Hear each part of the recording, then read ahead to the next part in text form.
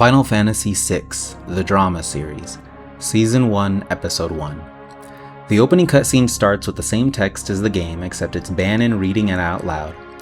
Long ago, the War of the Magi reduced the world to a scorched wasteland, and magic simply ceased to exist.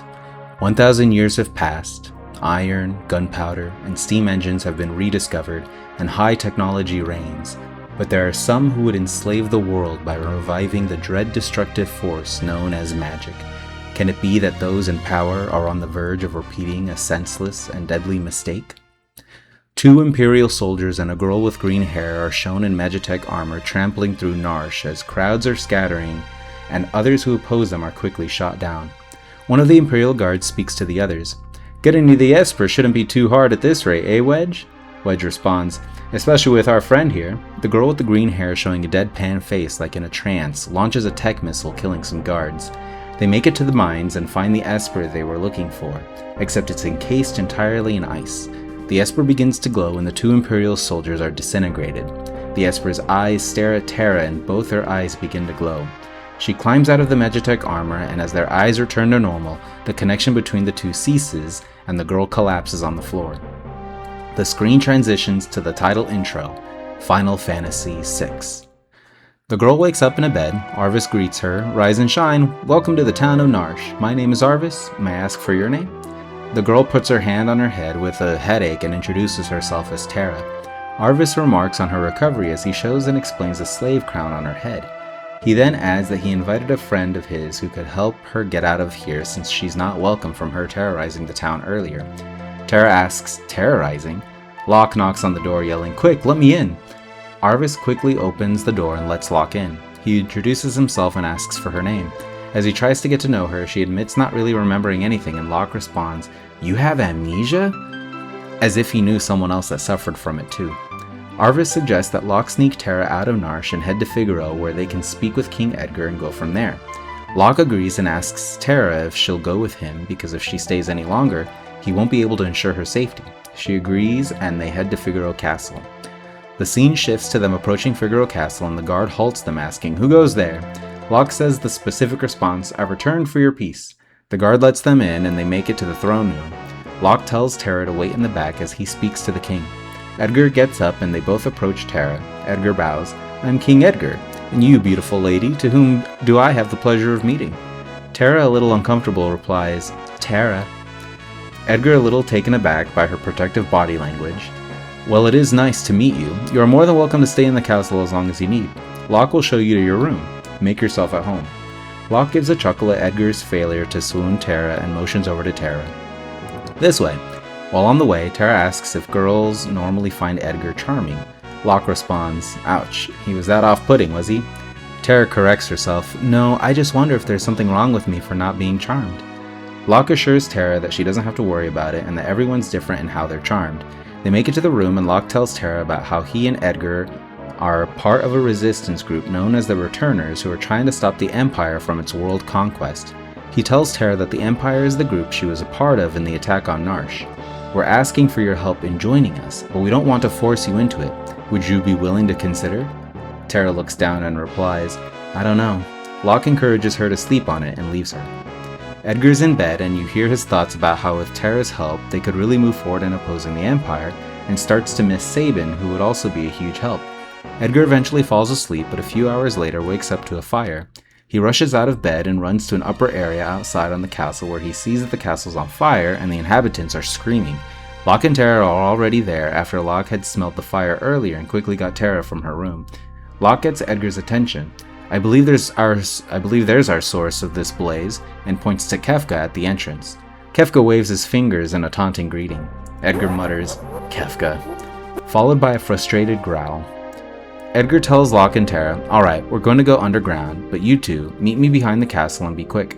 I can't have you here while the castle goes underground." Edgar runs down to his engineer. Let's go! Edgar runs out the side entrance and hops on a chocobo with two others following him and makes his way for the back of the castle. Locke and Terra are there and Edgar urges, "Quick, get on!" The castle starts going underground and the ground shakes, knocking Kefka to the ground. He angrily looks up. "It's submerging?" He gets up and sees the group on their chocobos getting away. Tara turns around seeing a glaring Kefka, and she has a flashback of herself burning down soldiers with Kefka behind her laughing. Tara tightens her grip on the chocobo's feathers and it screeches, causing them to stop. Edgar turns around. "Are you okay?" Tara, overwhelmed by trauma, starts crying. "I'm scared." Edgar pulls up next to her and puts his arm around her to comfort her. "It's okay. We'll keep you safe." That was Kefka. "He's a general in the Empire and must have caught wind you were with us. Here's the plan for now. We're going to meet up with Bannon, the leader of the Returners. I'm sure Locke has brought you up to speed of who we are. From there, you can decide how you want to move forward. Whatever your choice, I'll support you." Edgar lets go and tells the group that the trek is a bit far, but they'll make it through Mount Colts to get to the hideout. Tara, having calmed down, nods in agreement. "Okay, let's go." Season 1, Episode 2.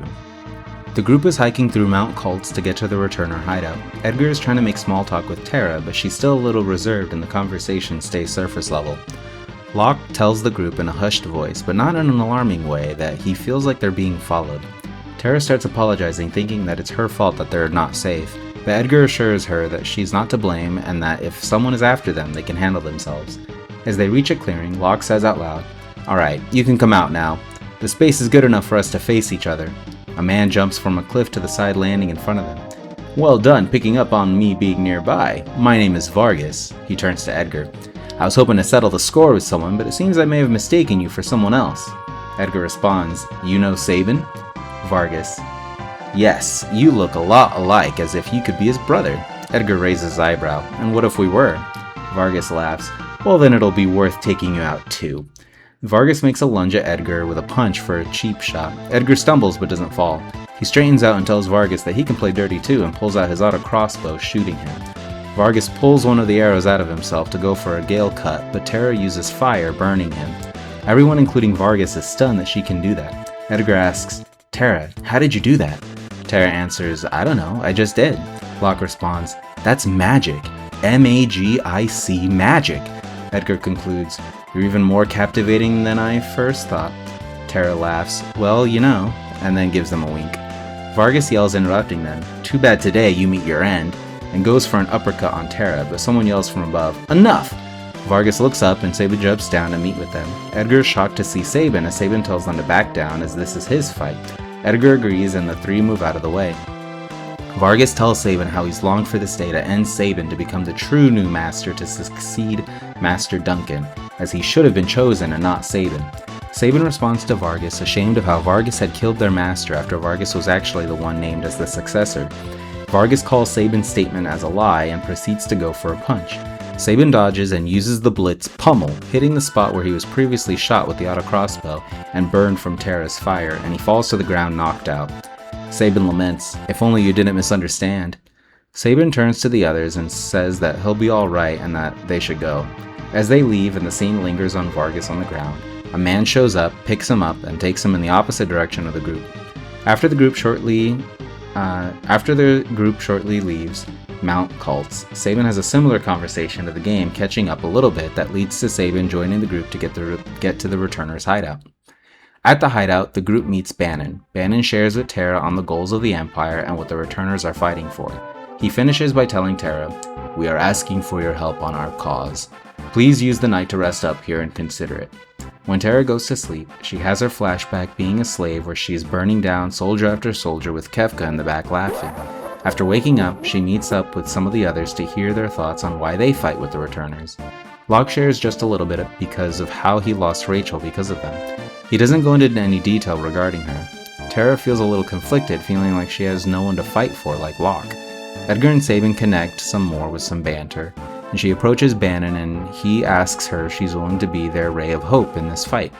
She also considers how she's made fast friends with Locke, Edgar, and Sabin. Tara confirms with the decision to fight with the Returners after seeing how she has never remembered having friends until now and wants to support them in hopes of figuring herself out. Season 1, Episode 3. They come up with a plan to all meet up at Narsh to try to get their allegiance to the Returners and to look into the Esper Tara interacted with at the beginning. Locke agrees to go to South Figaro to get some intel and he leaves. The rest of the gang take a small boat as a shortcut there. On the boat, we learn more about Bannon and give him a backstory that he didn't have in the game to make him more likable, interacting with the others so that we get attached. Edgar continues to try to get Terra to swoon over him, but it goes over her head. They then get attacked by an octopus, Ultros. Rather than talking, he's more of a sea monster, and in the altercation, Sabin gets knocked off the boat and the rapids take him somewhere else. The remaining crew makes it to Narsh, and they enter carrying the hope of Terra on their side. Season 1, Episode 4. We show Locke in South Figaro being all sneaky and dressing up like a merchant. He overhears that a general of the Empire is locked up in the rich person's home. He finds his way in, he sees a maid struggling with something and helps her out. She starts to scream thinking he's from the Empire too, but he quickly quiets her and tells her that he's here to help and asks about the general. She leads him to the secret basement, telling him that to get out, he'll need to use the secret underground passageways to get out of town. He makes it down, hears the guard hitting who he thinks is the general. Locke hides and goes into the room after the guard leaves. There, he sees Celis. He helps her out of her chains, and after she collects herself, Locke falls in love. They talk and he explains that he's with the Returners, and if she's a general who has turned against the Empire, then their interests are aligned. She doesn't want his help having had the status of a general, but he explains that he knows the way out. Then nonchalantly says that he'll protect her. As they're about to leave South Figaro, they get ambushed by a guard in Magitech armor. Celis explains that while she appreciates Locke offering to protect her, she reveals her own ability to use magic, taking the guard out. "I can hold my own too," and then winks at him. Locke, obviously blushing, coughs and says, "Well, Narsh isn't too far from here. Let's meet up with the others." Season 1, Episode 5. A quick flashback to Sabin being thrown off the boat by Ultros, and we see Sabin at Gao's dad's house, dozing off to the dad talking about nonsense. The dad says emphatically, getting his attention, "Beware the monster at the Veld!" Sabin asks, "Sure, but do you know how to get to Narsh?" The dad doesn't know. Sabin leaves frustrated and sees Shadow. He looks shady, but Sabin has no clue who else to ask and introduces himself. "Just call me Shadow. This is Interceptor." The dog growls. Shadow explains that to get anywhere from here, they need to go through the Imperial base. Sabin jokingly asks if he wants to storm it with him. Shadow surprisingly agrees, saying he normally charges for his services, but for this, he'll make an exception. They make it to the base and the scene shifts to Imperial soldiers talking about the plans to take down Doma. Kefka and General Leo are inside one of the tents as Kefka is saying to him that they should just poison the water for a much more certain victory. Leo does not stand for it and scolds Kefka, kicking him out. Kefka enraged, shouting within Sabin and Shadow's earshot, complaining about Leo, saying he'll poison the water if he wants. Sabin and Shadow confront Kefka, but he summons 2 Magitech Knights to fight them and walks off saying, "Just you wait, Doma," and does his iconic laugh. The scene shifts to Doma, where we see Cyan playing with his son while flirting with his wife in wholesome fun. One of the sentries alerts Doma that there are Imperial soldiers approaching. Cyan goes out to meet them outside the castle. We see him bust out his samurai skills, quickly taking down their leading officer, scaring the rest of the soldiers off. Cyan smugly comments, "You're gonna need more than that." The scene goes back to Kefka smiling as he's listening to Leo begrudgingly read the summons from Emperor Gestal to go back to Vector. Leo heads out, lamenting to himself what he knows is about to happen. Kefka goes out for fresh air, stopping by the river, deciding to practice his poison magic.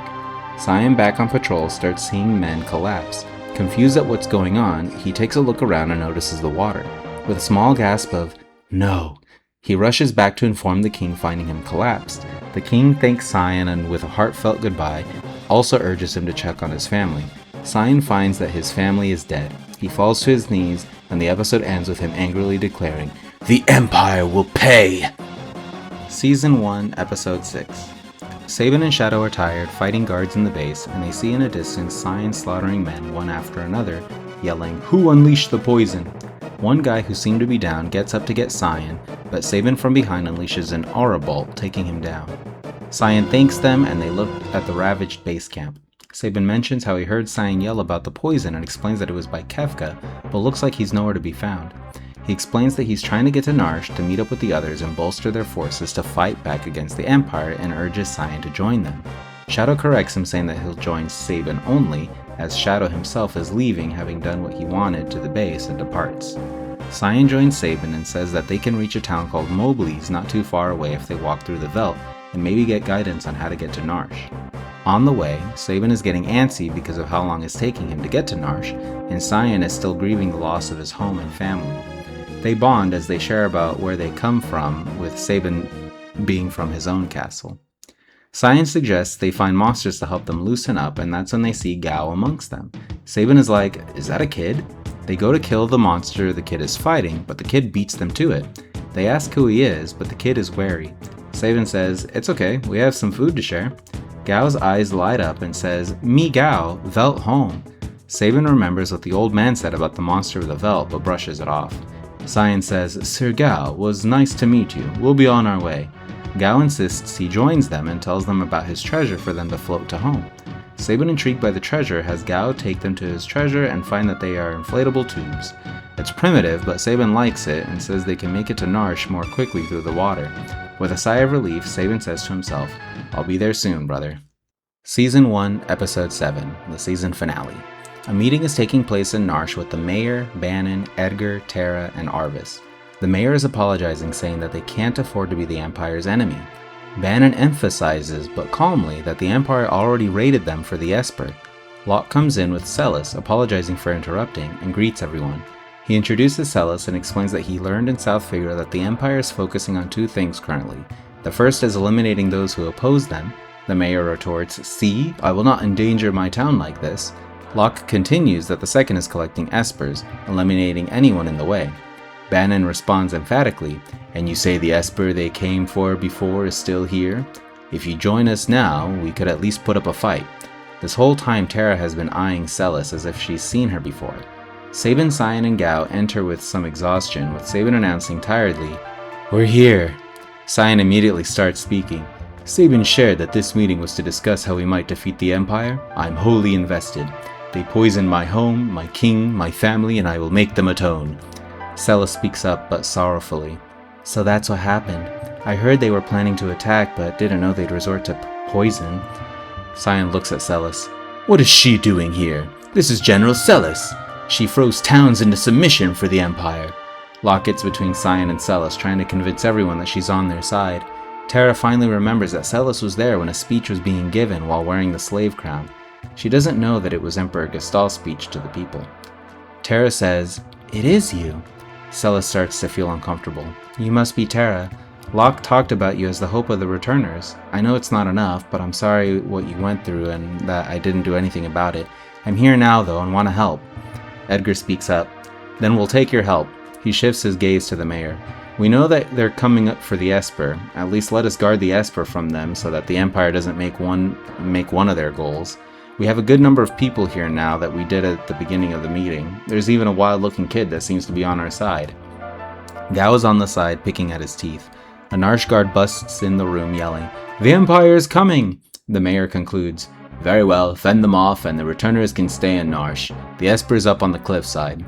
The group makes their way to the top. Edgar talks to Celis. Seeing how passionately Locke defended you, seems like there may be more going on for him. He's got a complicated past. Celis assures Edgar that she's not seducing him. Tara, hearing the topic, asks, "Have you ever loved someone, though?" Celis confusedly responds, "Where did that come from?" Tara starts to feel awkward, but Edgar, socially aware, picks up on it and assures her that he'll teach her about love one day, taking the focus away from her. Cyan steps into the conversation, saying that he still doesn't trust Celis. Celis tells him that he doesn't have to, but to judge from what he sees of her. They make it to the cliffside and Bannon gives them an encouraging speech about how each of them are here for different reasons, but their common goal of peace, where lives aren't taken for the power hungry, shall unite them and overcome. Then you hear the iconic laugh. Kefka shows up with his guards. The battle breaks loose as we see everyone using their moves taking out the guards. The dust clears and Kefka's outnumbered 7-1. Kefka, with a sinister smile, looks at each person's face and starts talking. "Ah, General Celis, now just a common traitor. I've always wanted to execute someone for treason." He looks at Tara. There's a little unease with her. "Ah, my slave. You have such destructive potential. I can get you fitted for a new crown." Cyan goes for a slash, but Kefka dodges. "You poisoned my family. Prepare to die." Kefka responds, "I don't even know who you are." Kefka unleashes a magic spell, and the fight begins as everyone continues their moves. Tara with fire, Celis with ice, Sabin with blitzes, Edgar with his auto crossbow, Locke with his dagger, Cyan with his sword techniques, and Gao with his rages. Kefka takes some hits, but continues to use his magic, injuring Sabin, Cyan, and Gao. Kefka laments that he's starting to get bored, but sees Bannon in the distance. He seems fun to have for target practice." Kefka prepares his next magic spell, Ice 2, to kill Bannon. But the spell ends up going to Celis as she uses her runic skill with her sword. As Kefka is caught off guard by this, Edgar shoots his autocrossbow at Kefka's chest. Locke knocks a stumbled Kefka down to the ground, and Kefka looks up and sees Terra, who tells him, "I'll take my destructive potential and destroy you and the Empire." Kefka is visibly angered, and as Terra is about to cast a fire spell, Kefka yells and teleports out of there. The group goes to the Esper, and Terra approaches, staring deeply into the eyes of the frozen Esper as both pairs of eyes begin to glow. Terra transforms into an Esper and flies off. Alright, so some Season 1 commentary. Season 1 has some really short episodes written out for it because this was in the early stages when I was simply imagining the basic plot of what would happen. Moving forward, the episodes will be longer, like how the Season 1 finale was. I reached a point in later seasons where I realized that it would be good to go back and do a fuller rewrite of the first and second episode, and so that's why those 2 episodes are longer than the other episodes. In the first episode, you'll notice that there were some things that were skipped. We didn't get the Mughals helping Terra. It felt like an extra scene that didn't need to be there while wanting to get to a good stopping point for the end of the episode. And then in the second episode, there's a man that takes Vargas away after their battle for a reason that gets addressed in Season 5. Feel free to make guesses on who that was. And then also, the fight with Vargas is where I decided it should get revealed that Terra can use magic, since the Magitech armor enemy fight was skipped when they escaped on the Chocobos from Figaro Castle. Because Terra didn't get herself in the situation to be helped by the Mughals in Episode 1, she has her flashback scene burning the guards in Episode 2 at the Returner hideout. In the third episode, which is the shortest written episode, there is one important distinction I make, which, because this is a drama series, is that Ultros is not a talking octopus, but rather just this sea monster that the group has to fight. I don't care for Ultros, might be a hot take. So I actually will replace him in later encounters with someone else who's against the group in the game, but is greatly underused. And then not much to say about Episode 4, except we skipped the Tunnel Armor boss. A good number of boss fights in the series get skipped that feel minor, that don't contribute much to the story. And episodes 5 and 6 are Sabin's scenario. It was at this point where I realized that the confrontation with Kefka would make for a great season finale, and arbitrarily decided that I wanted each season to be 7 episodes long. I also did not want Sabin's scenario to take a third episode to get through it, so I made a decision that many people would disagree with, which was cutting out the Phantom Train. But here's what I have to say about that. For the purposes of world building, I think it's weird that there's a random train in a forest that sees people to the afterlife and is never addressed again in the game. Also, if I include the Phantom Train, Sabin has to suplex the train, but that's not realistic for a drama series. However, just because this was skipped here doesn't mean we won't revisit the idea. It'll just be a bit later, like Season 6 later. And then lastly, for Episode 7, I liked adding the line from Avengers where Thanos says, "I don't even know who you are," but instead it's Kefka saying it to Cyan. Also, Kefka seeing Bannon as someone to go after is a nod to the game where if Bannon falls, you get game over. So overall, with what I'm doing, I am pushing forward an Edgar-Terra ship. As a result, Edgar, who likes to hit on all the ladies, reins in that energy as he will only have eyes for Terra. So thanks for listening to Season 1 of Final Fantasy VI. Have a good one.